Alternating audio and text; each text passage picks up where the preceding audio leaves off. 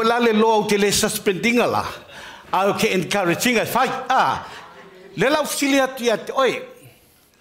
Ta ua I ole hao inu I tātou. O le kaimilingi. O le kaimi piko sili a ngenga whenka. Ai a sa'olau tali. E le whaialam ka upulea.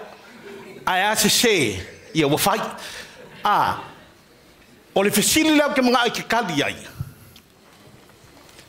O le a se mea. Si lungolo nimba whapapea ke mga ai kali whesili. So le lea ia mase. Ia la whaila ka kum ka upu. O le whesili. Le a lau mea whai. Pe a whapea wa ele la wha. Le a lau mea whai. Pe a whai. Wa ela ngonga lau le la wha. Ai mai salo fi ai. Ailoa. O ai leng fa mai ailoa. O le a mi o ala le a le ka. O longo winga la. O le a wha a wau ka kum ka upua. Amene. Because o le kalanga ka upu le la ukalango I tai nei. Amene. Amene. It's the power of asking. When you're tired, ask God. Amene. O le tāua nā o lou te talo I le atua. E wheso soani mai ate. Oe. Whai atu le atua. Le atua. E le io o le taimi le lunch. Ai whaatanga mai lo le lavale se o whaalongo lava. Amene. And then, ngā mai le atua. I le malosi ate. Oe. Amene. Nani im whaanda mai tā laptop nei tu e nā whamalmoli. O le tāua o le melea. Vai. O le no whapea ai o te alu teimi o le lunch. Ia lewa mai o te lofo teimi o le atua nei. Ai na o la atu I tua I o whai atu I a Sam. Sam, se koe ki kiro I whalka presentation. Mai Sam, umikele. Whaka, mai umikele. Whaka, lala me whai, mai ti read this slide there. Lala wa ti read, lala pupu le a whaina. Ia le a whaina. E leila se me ke pole ai. Allow me walau kiki lokula le wakila. Elime minute le mate se. Ta los fulua. Kako ai loa. Amene. Ai falongo lango la ile mea mai ele ngango le tua. Amene. Ya ame kile koe kula iai te tui lunga. Falo lo au.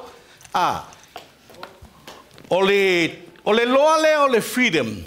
O ke mga o ye falongo tau ngei angai ke langonga e ke sa loko. A whapete tui lunga, e te fia tui lunga. A whapete fia sau whai, a lala I lalo, a whapefo I te fia tō tuli. A whapete sa vali, a wala ke whaiele mea ngā au, teimele upo le atua. Amene. Unless you ask. Ai fia sa vali, ngai whesini mai le kia au. Pe ma whainga sa vali. Amene. So the power of asking, you may be seated. Tato lala mai lalo. O le kāua o le melea. Lena I tau whalongo nei le saunanga sepi.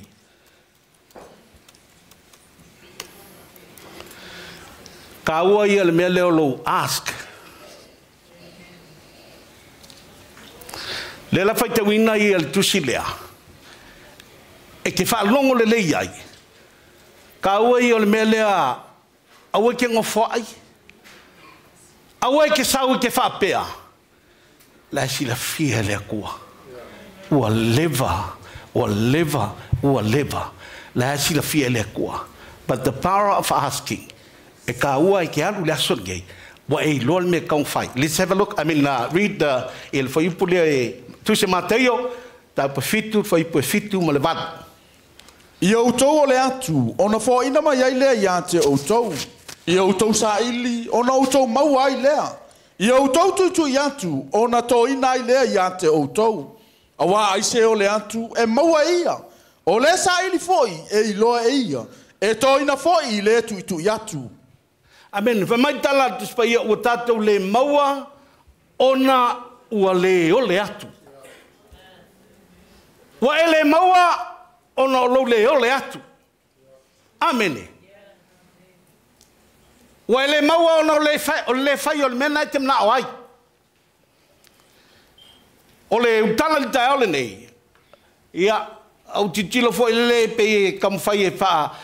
O le malo si anga, o le mele o le olenga, o a fatonga. O lo fakonga I se mea. E iei longa malo si anga. But I look at it le wingo le melea. Asking, e pe ele ai se winga, pe le se malo si anga fo ile mea ka o le asking. But I look at it, the action of the word asking. O le asking aia a kakia inga e pe ele ia songa winga, unless ua e whakingoa le upu asking. There's an action of the word asking. O longa winga la, if you acted, ia le upu leo le asking. Onga whaongalo leo lo fong, ma ia i o le, nau whalongo le semina I Samoa, sunga leuli. Alanga o le olo le kaukala. Mai oe. Oe ke ngufongo fole pe ke ngungu. Amene. Awa o ke kalkongo anga whape ngalo le kua ke ngungu. Ia maybe ele makala la mele. Alanga fingalo le kua nga whaiele fufonga. I must ask. Langa le whamarikala kuspa ia. Wa ele maua. Ona wale o le atu. O le malo si angala nga. O le mele o lo tautala o lo wale atu I le atua. Asking. O lo wala au atu I le atua. O lo wale atu I le atua. O lo whaatonga atu I ate ia. E le mea nai lo loto. Asking is prayer. Ia iloa, o le mele o le a e titilo mai wawai I le fionga le atua. O lo whavasenga ina. Prayer e kele I o mea pe I vaenga kai kasi. So this is one of the o le vaenga o le titalo, o le asking. O le keimi leo le asking lala, po le olenga, po le whatonga. O le keimi lala lea e ki kau I le kua. Le mea lai ka kia lo loko. E ki kau I le kua, le mea lai ke mangao ai. Amene. Amene. E ke sau le aso lea o le manga onga lenga e saua ma oi o e sau I. Nga e koe alua le whapea, ai ke li whai ai le tua. Wari kala lenga uta uan po le talo a ia pesa.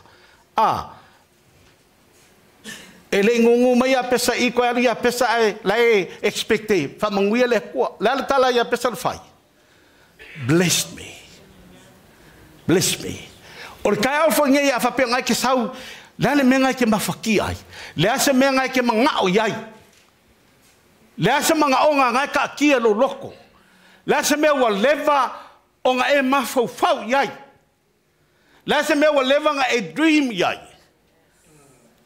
Le ase moe mikinga ua leva ngai lo loko. Ai pe I kele I ka kano I le kua, ai ke whapea. Sira fia le kua me le lo loko. Sira fia le kua. Le la kua keke e a fio mai a Yesu. Le sira fia le kua me ngai lo loko. Never happened. I say, the power of asking. You must ask. Pa mai, wa ele maua. Ona wa ele o le atu. Kako le wala waku. O le kai hao le ngei. O ke kau ia te oe. Ia whai malu I tau ia te oe. Walau le atua. Amene.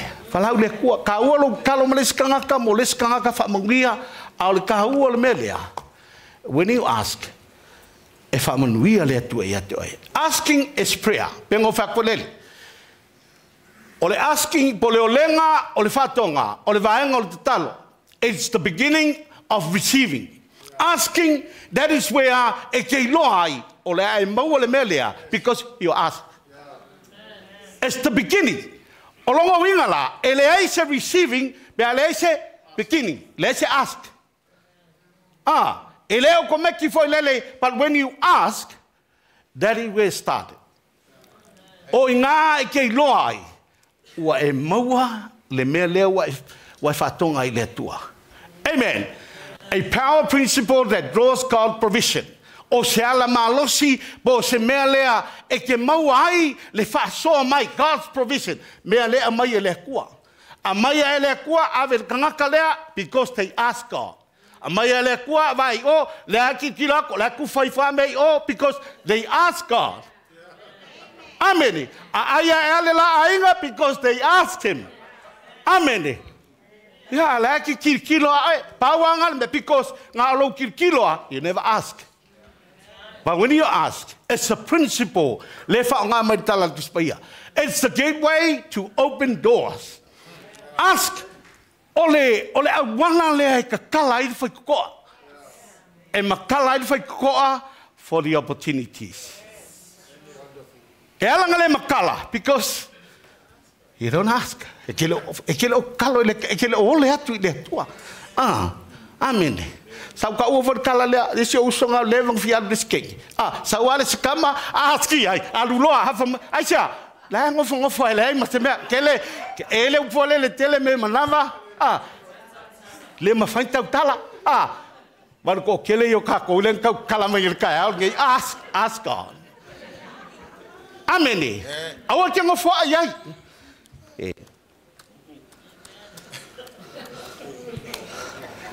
Ask laptop famol mole awa ke fai mai. It's a gateway. Le sima to le Jacob fa fa ipolua. Wo tautu ina nau ai le maua. Wo tau fasioti mau tau lo silosi. Ai tau tele mafai ona maua. Wo tau fe misai mafai taua. Ai le maua ina wo tau le ole atu. Amen. Le lo ka ke so se mea ke ole ile ko expect is the start where to start to receive. E alanga e maua wa vala au le ko. Fa ngala le principle nga ie lo this power of asking. Amen. Amen. Fia se uso pali fa mai ke loa oe e afonga e vaven ka ko ai le sorge. Fuck, are you asking me? Amen. Asking is the key. Ole key le ka kalai. Mai, lenga ki kilo ngel ka upule sunga sepilang fai. Is the key to successful. Olongo winga ole key la. Ole key la e faonga Dei le loka, kakia le loka o le ki e loka unlock e kakala e loka ko e kakala ale mela ke fia fa mafa o le kakala. The key for me is the key that unlocks the resources of heaven so that it can be released on earth. Wa yo o le langi me o le resources la yai. Kau ke aku le kai me afio mai Yesu ka ko ole le fale le resources for my resources le kele o mela wa ku ai pea langa le singa ask mai but when we ask e release my resources here resources o mea e o mai nga wenga e o nga lu kangaka e fa o nga o le aso ma le aso fa o nga lo fa nga lo langa and those resources for my asking is the key to release those resources. Amen. Banga le afio mai Yesu awa mai resources.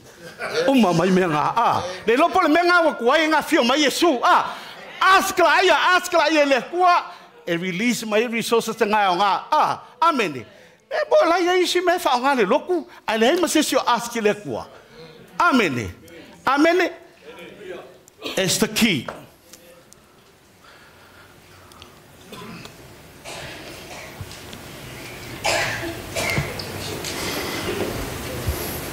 Asking is supplication.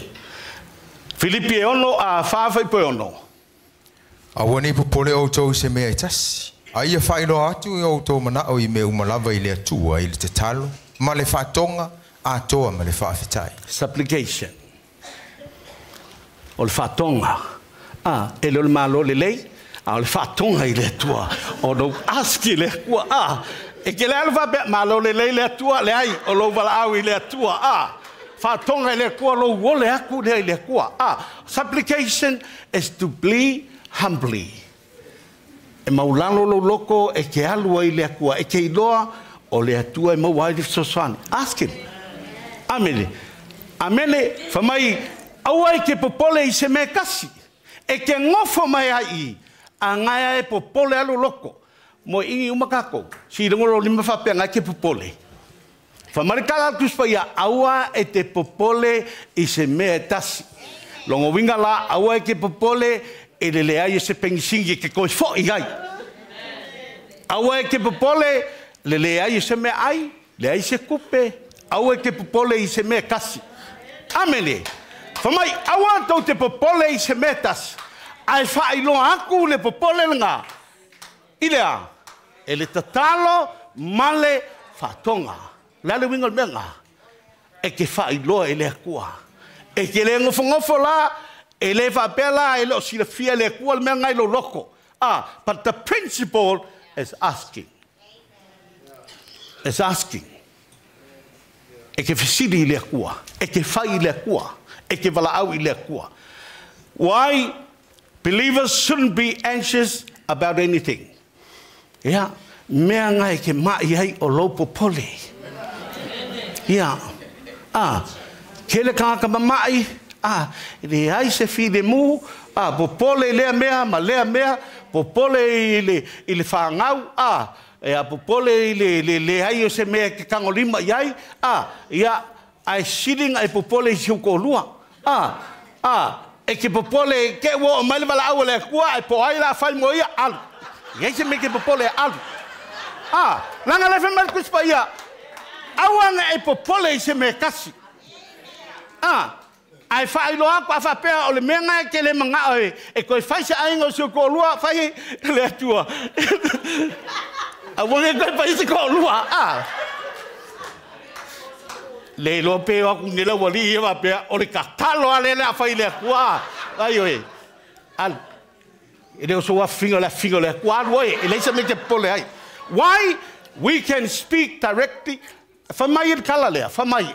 O le ale mea lenga e o le, langa o le hawa ngoa lea. E ke kaukala sao ai lea kua. E le sau se whasingo e ke oe. E ke whai sao ai lea kua. Le ale mga o ngai loko. E ke whai sao ai lea kua. Le tua. O le mea lea leu te mana o ai. Le tua. Ia e sosangi mea kia o le mea lea. Ke lo ele si mea lea o le lenga le kua. Any Christian. O oe o le kali o le kua. Ea lenka o se pi. O ke vili fua skaka e a fonga. E wala au le tua. Le lopo kali mai le kua ia se o whakul kanga ta o ke o le kat. Alu sao oe o le wangole oe ma Christian believers o oe o tangata te tonu i le tua le tali o le tua. You direct to God. E ke alu sao a oso i fiki e mamau le alu samo e direct sao ai sambo va venga yo amene yes direct flight se vanga wa lo mos pa ula kiki ya kamino milo la ya but direct flight is the best amene e va venga yo ma va venga ele ko kalo o ele ke fefe ngol mako le ngo ka wol melia mako i fefoi i askadia sole lu ale vale le ma ke ngofoma ma le si la vole au tafa lu au ke kango mai le voke kalo ile kwa directo ile kwa amen ta usao ile kwa me so le lu le va kwa walu e ese le lu so alu sao la ile kwa va be ke le manga pa u le va fai le kwa le kua ia ko ai kasi se fanga kwa ava pele walo elo ko lua misi ma fanga se ko vai kasi se ko lua ma alu sawa o le kua and that is why ole se senga nga ka ko makanga ko le lolangi this is direct to God luga suvalu vai poe fasu tasi u fa pe atu se ale me te mana o te whaia mo oi o whai mai o ia lere ia ba ai o nei ma mene ke lor kala lea o ko ngofo mama fa ko sei lo le ia Yesu la ka waso ia makale o si kamalea ai ki kilo el fa malolonga le o tanga te waso but Jesus I believe Jesus knew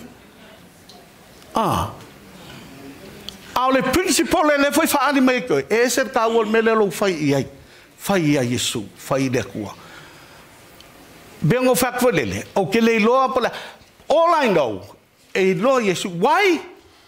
Ele ai se mea ele si la fia Yesu. A kako ola menga, ngai loa lea. E loa la Yesu. Ele upupula la kaka lea. Lale melang fai Yesu.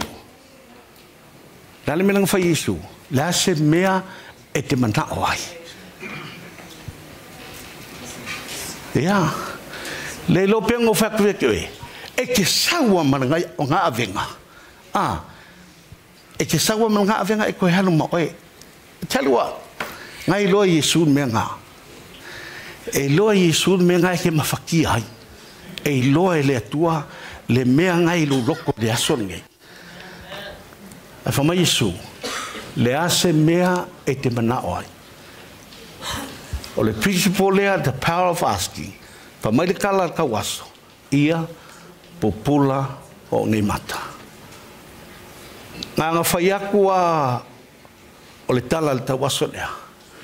Ea whai alo Yesu. Peongo whakwa lele. Ua ka peo mai fo lele pe espito la se kakou. La se fia le kua po fia ai.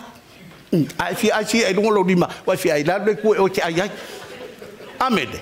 But the principle, le whao ngai, but even Jesus. E loa mai ka ua ia Yesu, le mea leo lo whai aku ia te ia. Peke whai le kua, ea popula o ni mata. Amene. Po le ale ke le, po le ale lai kiki. O ke mga au kau ia koe. E whai e Yesu me na, when you ask. Marika la ka waso, ia popula Yesu. Ia popula ni, popula o ni mata. Asking.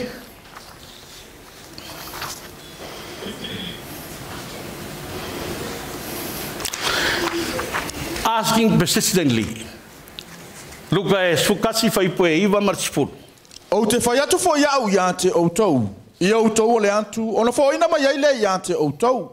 I outou sa ili. Ona outou mau ai lea. I outou tutu i atu. Ona to ina mai ai lea ia te outou. Awa ai se o le atu. E mau ai ia. O le sa ili. E iloa e ia. O le tuitui. E to ina mai ia te ia. Ke le ia whai punga a upunga ki e wha mawhale. Te au nei. Ask and keep on asking. Ask and keep on asking. Walau le tua o le tua whatonga i le tua. E le kasi se kai me ke ask ai. O isi kai me kasi loa e whapea. A le principle lea. O lou ole whataua nau i le tua. Amene. Le kalangor kuspa ia whamai ele kala. Whamai wānu le tangata e manao. I lana uo e ka kala mai le whai kakoa. Kui kui. Kui kui. Kui kui. Whamai le tala tuspa ia wale ku mai onga le uo. Awa kui ma awa tu mai o le a. O le kui kui ia. E isi kai mi foi lele. Whai aku a sio kali wahalu. Whai aku e koe. Whai aku e koe. Lai whaalongo ai e sio ko lua. Whamai lo sio ko lua. E le mea ngai mga o. E le kamau ki ngā kalinga. Wa ki ngā kalinga i le whai aku, whai aku, whai aku. That principle. Leo kau ke koe. O lou tau anau i le atua. O lou whatau anau i le atua. Ask and keep asking. Awangi kasi se kai mi. Isi kai mi fo lele. La e si sila le kua lau loko. Whapea. Se e koe whai mai. Ia e laku kasi alau saunga e le koe whai leo le kua. Nga e alu alai whapea. Nga whai mai fo i ke whala au le. Apalai le principle lea. Kui kui. Kui kui. O whatonga. Whatonga. Whatonga pe le tua. O le pe le tua. Amene. Avisa pati mo Yesu. Whai tangata na tiro so. Koe se fulu lima minguke. Kāti fulu lua. Amene. Ke le mga alai ke ask mai whakalo fulu lua. Langa ele ma whai au whakalo i ele fulu lua. Kami ngai. 15 more minutes. Asking. Asking through promises. Eskielu e. Se fulu whai mua mua. Sorry, Sakalia is full. Ole atu ia outou ia Yehova. Ina ia ua iona po le wanga muli muli. E whaia Yehova wila ma whao ina atu ti munga tele ia te ilatou. O mutia o le whanua ia te ilatou uma. Ke mga ia ilol mele bai. E ipolo misi wa umanga mai ele tua. If you look at the Bible, there's many promises wa iloa. Wa polo misi ele kua. E mea whaia ele kua. Wa umanga whai mai le kua. o ke polomisi e ke o ke whaia le melea. O ke polomisi e ke o ke whamanguia. But the reason e kau ke leo mawai, kau ke leo ask for i whaongale promises le kua. Amele. Whamai, ask the Lord for rain. E loa le lei el perfecta o Sakaria. E loa le lei mamala malama le lei i el perfecta. O lea kua e mawhai o ngaia au maia le timu. Amene. He gives showers of rain to men and plants of the field for everyone. Kimu mai ai. Mangui ai tangaka. Ola le lei ai la au. O longo winga la e le kasi se drop. Mangui ai tangaka uma, mangui ai ka kawi kong ngei. Mangui ai le langi a koa, mangui ai la au. If you look at the Lemelia, o le kaua ia, number one, e lole le Isakalia, our God that we're serving, He's the creator of all. O le polomisi la lenga mai le kua, it's the Lord who makes the storm clouds. E mawhai anga whaatimu le kua, aisia, a whape ke loa, wa umang polomisi le kua e koe so se mea e ke o le kuai, ngā ke whaia. E kupura le melga. Amen. Lua, loa le lei perfecta, God, the provider. O le kua, He's the provider. O ia, ngā ke whaia, whamai, lenka ko whalonga ngei, le singo le kua, o i whalengo le kua, He's the provider. Jehovah Jireh. Jehovah Jireh. O ia ngā ke whoai mai. Ke loa e ngofo i ke loa, o le kua le ke au o ngai, ngā ke whoai mai. When you ask God, then He will give it. Whoai mai le kua. Shows the full dependence on God for provision. Whaari ai lo kan kongu o le kua ngā ke au maia mea uma ma whoai mai. Daily request, mea uma ke mga o le aso e au mai le kua. Ana ka whalongo le kaloleli. Our daily bread. O isi la ule ka kalo daily bread mai monthly bread. Amene. O aso uma mga o ngai le aso ma le aso ke walau i le atua. Number 3. Blessing to other people. Lenga whalongo po. Kei loa e whamanguia le kua e ki oe. Manguia i le o iskangaka. Manguia wa mai e le kua e ki oe. Whamanguia i le kua. Mareka sukasi vai pisu wha. Lufu wha. O le mea leo te whai atua ia te auto. O mea umalava tau te ole mai e ia auto te talo. I nā whātua ia o le a maua e auto. Amen. O na whaia lava lea mo auto. Amen. Next, asking by faith. Amen. E ke kalo le kua e ke mauki ngoa, e ke karikongu, you have faith. And the Bible says for my, ai ati oe se whātutua I titi. E mawhai ana e whai atu. E mawhai ana e whai atu i le maunga. E alu o. Lalkala kuspaia. E alua. Asking by faith. E ka kalo lai le kua. Have thy faith in your heart. E yeilu karikongunga, yeilu whakua. Nai whaasenga mai nā I le vaenga nā. Nai o le upun nā. Ki kilo ei mai ka ua le upunga ki uma pewase lau lau seisi kulou. Means many rain. O le aka o le kimu. Le e pe kalango ia le perfecta o Sakalia. O le ata o le timu. Whamai o le manguia le ngā. Po le nganga o le atua nā te amaia le whaunga. E ke kala o le kua. O le faith ma le whātuatua e ki oe. E le ngaka I mea e ke mau o le kingo le ngei. Palau I le nganga o le atua. Timu mai e le mana o le nganga o le atua I lo o langa. Ask for anointing and He will give you manifested glory. E le ngā mea ke mga o ai, me o lai lo o langa. E o lai lo o nganga. Anointing will bring life to whatever we are trying to achieve. So se mea ngai ke kamu whai e achieve o le iai o le nganga o le atua. You have the anointing. Amen. You have the anointing of God. E ke loi e ke oe whaunga le atua.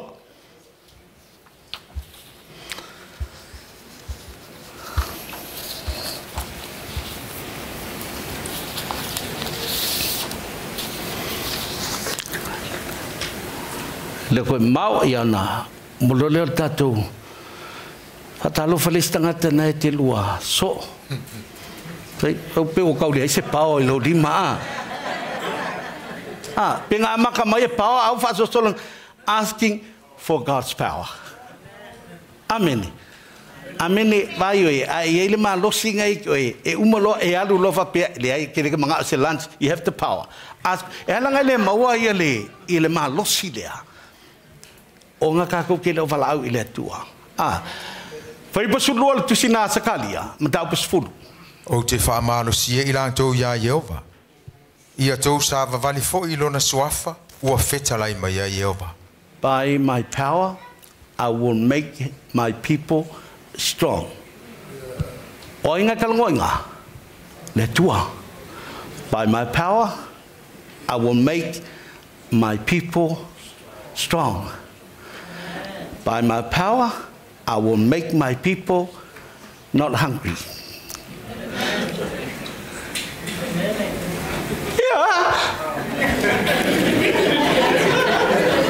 By my power, I will make my people don't go to sleep.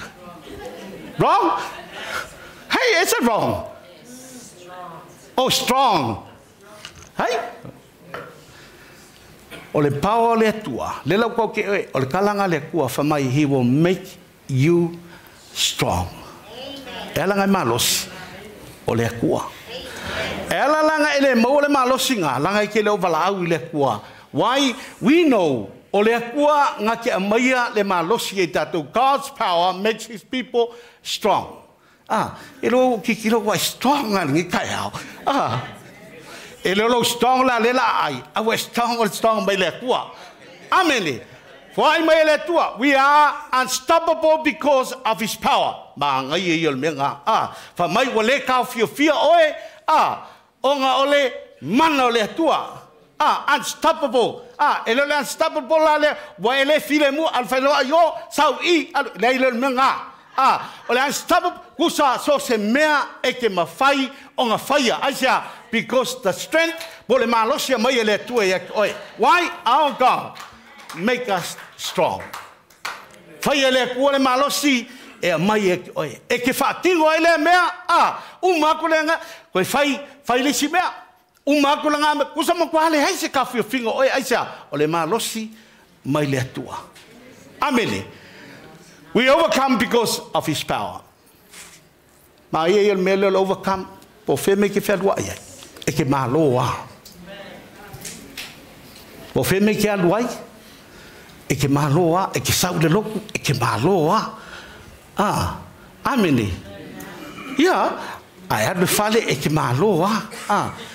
Ai adu dunga awala. Wai fai inga loa, langa ke leo wala au ile kua. O isi ke siango, o lunga le awala, e piko sili anga fai. Sino ngolo limpe whapea, e se lo fai inga so ile awala. Ui le, hele, tes. Amene. Le aka ia, pasta leo male, lopo ia, le si le male, so lunga. Amene. Awa o le kele o kai ao e fai lole mako kalo fole kai ao lako lofa mai sot. O sau vo e fa lava I fo ile. Ile I maloa nga fai fe au ile walai. Pala ile kua. Because our God will make us strong. E mai ile kua le malosia ke oe. E ke mangu maloa ai.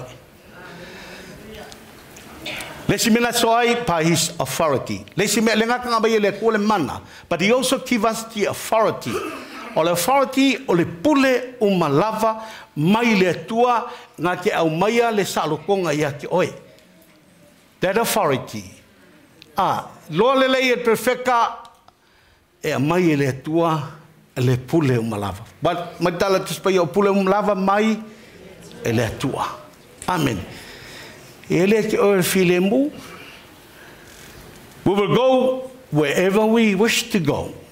File munga ke alu ala e file mulo loko. Alu foi seu fatua o leva ngalu e file mulo loko. Amen. Ai lo le alu lo e o va ko poi fa e fikira su e po fele ka kia o le file mua le tua mai lo loko. Amen. We are able to break through.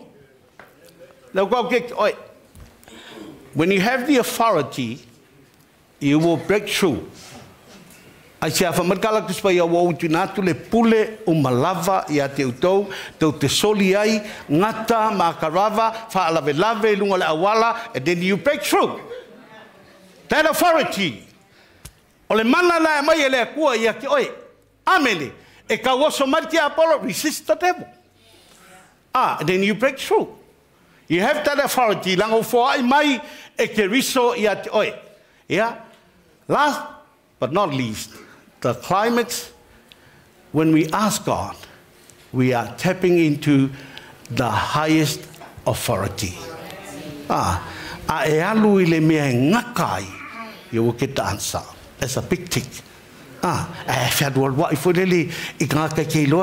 don't have the authority to allow, to give you the authority for Yisemia. Finkaia. Yane sulono fai pulufu fa. Ua mai nei lava, tau tele I ole atu I se mea I lo uingoa. Ina ole atu ia, ona utou mawai lea. Ina ia atoto ai lo outou oli oli. You know the name of Jesus has the authority. Le fai mai Yesu, o Yesu le kalango mai ko fe kau fa longo le le talainga Yesu. Ua mai nei lava, tau tele I ole atu I se mea I lo uingoa. Ina ole atu ia, ona utou mawai lea. Ina ia atoto ai lo outou oli oli. E lau fai mai, wo o mai lava na nafi, o ke lei walau mai lava, mai wo o mai nei lava. Now, even now, a whapeke le walau lea kua, e loa le lei Yesu ke wiso, ngai ke lei walau ia te ia, ke lei whaakonga ia ke ia, e le mea ngai ke mga. Mai Yesu, wo o mai nei lava, tau te lei walau mai lava, e ala I lou ingoa. The name of Jesus has all the authorities. Mea ngai ke mga o ai, wala au I le ngā ngole tua. And your joy will be complete. Ia o ngā whaako koa lea Yesu, lou ori oli, ma lou fia, awa o lea la umatatum taupu. Amene.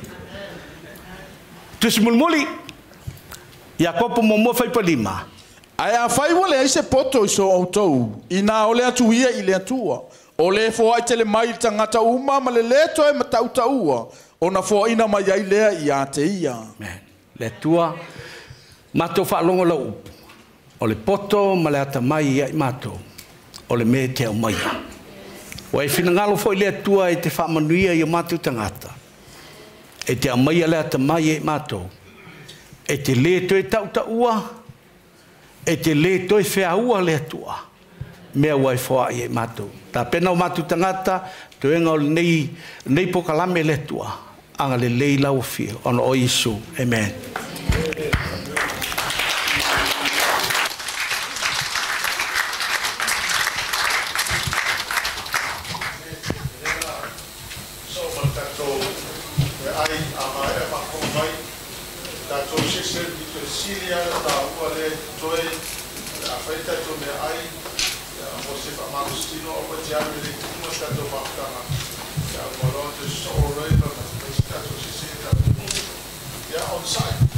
Tele me yo fia o mai mo tatou sa ia ele me lo mai le nganga le tu mo tatou me la le te mine la tu atu e fal tatou me ai ia wona yo nisi a fa mo le la vatua na o le los fur minute fa il tatou lunch a o mo lo tatou me ai ia ona to o mai mo le tonu